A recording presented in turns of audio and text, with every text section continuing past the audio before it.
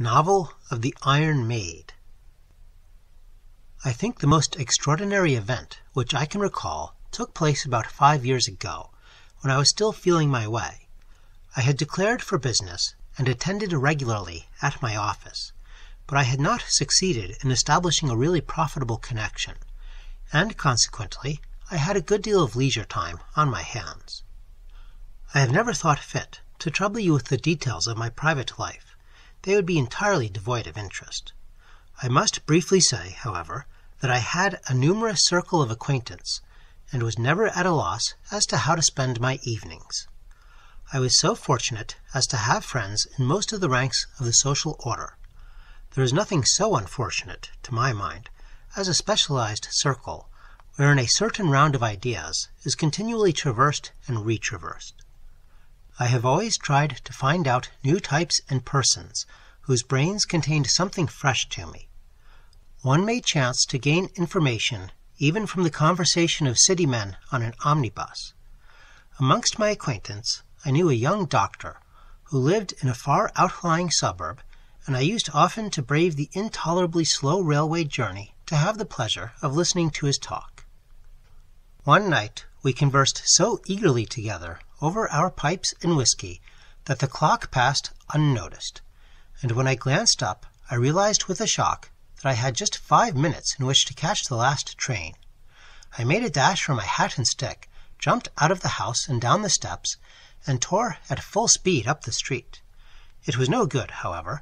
There was a shriek of the engine whistle, and I stood there at the station door and saw, far on the long dark line of the embankment, a red light shine and vanish, and a porter came down and shut the door with a bang. "How far to London?" I asked him.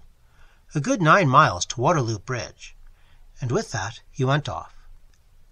Before me was the long suburban street, its dreary distance marked by rows of twinkling lamps, and the air was poisoned by the faint, sickly smell of burning bricks. It was not a cheerful prospect by any means, and I had to walk through 9 miles of such streets, deserted as those of Pompeii. I knew pretty well what direction to take, so I set out warily, looking at the stretch of lamps vanishing in perspective. And as I walked, street after street branched off to right and left, some far-reaching to distances that seemed endless, communicating with other systems of thoroughfare, and some mere protoplasmic streets, beginning in orderly fashion with serried 2-story houses, and ending suddenly in waste and pits and rubbish heaps and fields whence the magic had departed. I have spoken of systems of thoroughfare, and I assure you that walking alone through these silent places I felt fantasy growing on me, and some glamour of the infinite. There was here, I felt, an immensity as in the outer void of the universe. I passed from unknown to unknown, my way marked by lamps like stars, and on either hand was an unknown world where myriads of men dwelt and slept, street leading into street, as it seemed to world's end. At first, the road by which I was traveling was lined with houses of unutterable monotony, a wall of gray brick pierced by 2 stories of windows drawn close to the very pavement. But by degrees I noticed an improvement. There were gardens, and these grew larger. The suburban builder began to allow himself a wider scope, and for a certain distance each flight of steps was guarded by 2 lines of plaster, and scents of flowers prevailed over the fume of heated bricks. The road began to climb a hill, and looking up a side street, I saw the half-moon rise over plane trees, and there on the other side was as if a white cloud had fallen, and the air around it was sweetened as with incense. It was a May tree in full bloom. I pressed on stubbornly, listening for the wheels and the clatter of some belated hansom. But into that land of men who go to the city in the morning and return in the evening, the hansom rarely enters, and I had resigned myself once more to the walk, when I suddenly became aware that someone was advancing to meet me along the sidewalk. The man was strolling rather aimlessly, and though the time and the place would have allowed an unconventional style of dress, he was vested in the ordinary frock coat, black tie, and silk hat of civilization. We met each other under the lamp, and, as often happens in this great town, two casual passengers brought face to face found in each other an acquaintance. "Mr. Matthias, I think," I said. "Quite so. And you are Frank Burton. You know, you are a man with a Christian name, so I won't apologize for my familiarity. But may I ask where you are going?" I explained the situation to him, saying that I had traversed a region as unknown to me as the darkest recesses of Africa. "I think I have only about 5 miles further," I concluded. "Nonsense! You must come with me. My house is close by. In fact, I was just taking my evening walk when we met. Come along. I dare say you will find a makeshift bed easier than a 5-mile walk." I let him take my arm and lead me along, though I was a good deal surprised at so much geniality from a man who was, after all, a mere casual club acquaintance. I suppose I had not spoken to Mr. Matthias half a dozen times. He was a man who would sit silent in an armchair for hours, neither reading nor smoking, but now and again moistening his lips with his tongue and smiling queerly to himself. I confess he had never attracted me, and on the whole I should have preferred to continue my walk. But he took my arm and led me up a side street, and stopped at a door in a high wall. We passed through the still moonlit garden beneath the black shadow of an old cedar, and into a red brick house with many gables. I was tired enough, and I sighed with relief as I let myself fall into a great leather armchair. You know the infernal grit with which they strew the sidewalk in those suburban districts. It makes walking a penance, and I felt my 4-mile tramp had made me more weary than 10 miles on an honest country road. I looked about the room with some curiosity. There was a shaded lamp, which threw a circle of brilliant light on a heap of papers lying on an old brass-bound secretaire of the last century. But the room was all vague and shadowy, and I could only see that it was long and low, and that it was filled with indistinct objects which might be furniture. Mr. Matthias sat down in the second armchair and looked about him with that odd smile of his. He was a queer-looking man, clean-shaven and white to the lips. I should think his age was something between 50 and 60. "Now I have got you here," he began, "I must inflict my hobby on you. You knew I was a collector. Oh yes, I have devoted many years to collecting curiosities, which I think are really curious. But we must have a better light." He advanced into the middle of the room and lit a lamp which hung from the ceiling, and as the bright light flashed round the wick, from every corner and space there seemed to start a horror. Great wooden frames with complicated apparatus of ropes and pulleys stood against the wall. A wheel of strange shape had a place beside a thing that looked like a gigantic gridiron. Little tables glittered with bright steel instruments carelessly put down as if ready for use.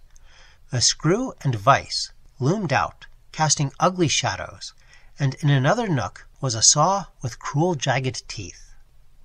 "Yes," said Mr. Matthias, "they are, as you suggest, instruments of torture and death. Some, many, I may say, have been used. A few are reproductions after ancient examples. Those long knives were used for flaying. That frame is a rack, and a very fine specimen. Look at this. It comes from Venice.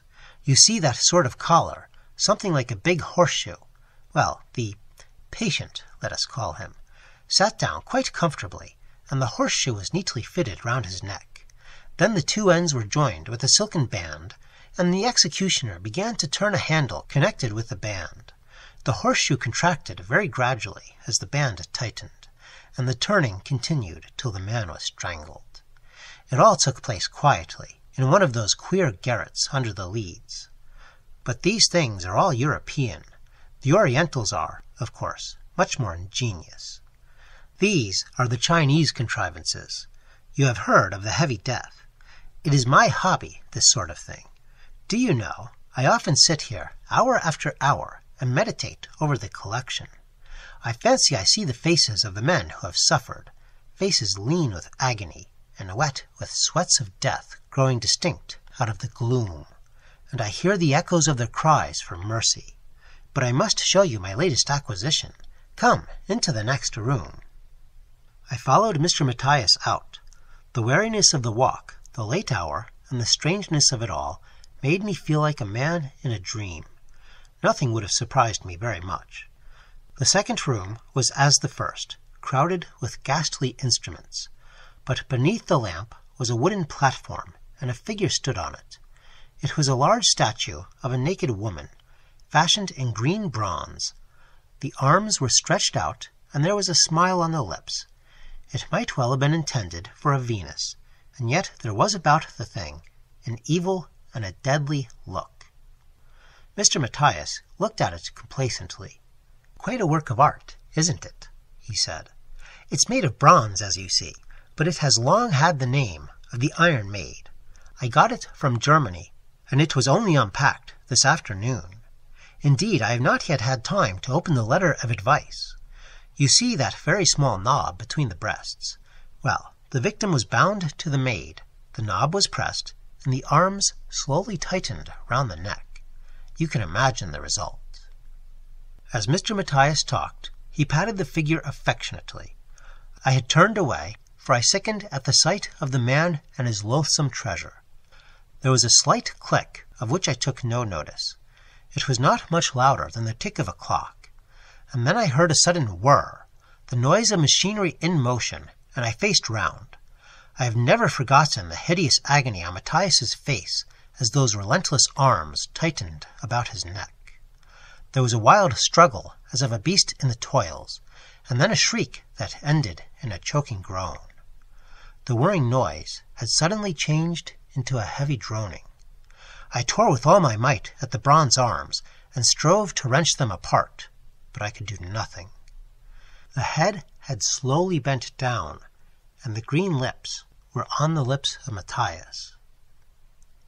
Of course, I had to attend to the inquest. The letter which had accompanied the figure was found unopened on the study table. The German firm of dealers cautioned their client to be most careful in touching the Iron Maid, as the machinery had been put in thorough working order. For many revolving weeks, Mr. Burton delighted Dyson by his agreeable conversation, diversified by anecdote and interspersed with the narration of singular adventures. Finally, however, he vanished as suddenly as he had appeared, and on the occasion of his last visit he contrived to loot a copy of his namesake's anatomy. Dyson, considering this violent attack on the rights of property and certain glaring inconsistencies in the talk of his late friend, arrived at the conclusion that his stories were fabulous and that the Iron Maid only existed in the sphere of a decorative imagination.